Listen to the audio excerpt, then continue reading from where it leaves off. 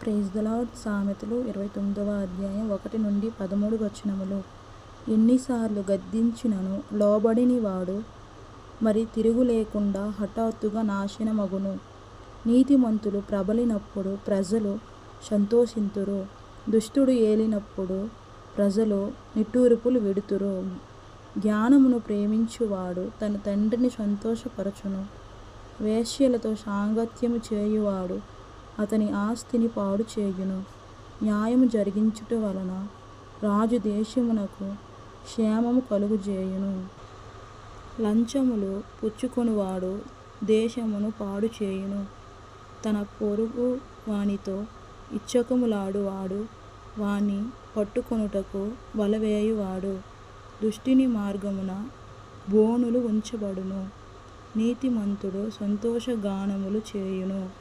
నీతిమంతుడు బీదల కొరకు న్యాయము వివరించును. దుష్టుడు జ్ఞానము వివేచింపడు. అపహాసకులు పట్టణము తల్లడిల్లజేయుదురు. జ్ఞానులు కోపము చల్లార్చెదరు. జ్ఞాని మూఢునితో వాదించినప్పుడు వాడు ఊరకుండక రేగుచుండును. నరహంతకులు నిర్దోషులను ద్వేషించెదరు. ఇట్టివారు యథార్థవంతుల ప్రాణము తీయజూతురు. బుద్ధిహీనుడు తన కోపమంతా కనపరచును. జ్ఞానము గలవాడు కోపమణుచుకొని దానిని చూపకుండును. అబద్ధము నాలకించు రాజునకు ఉద్యోగస్తులందరూ దుష్టులుగా నుందురు. బీదులను వడ్డీకిచ్చువారును కలుసుకొందురు. ఉభయులకు వెలుగునిచ్చువాడు యెహోవాయే.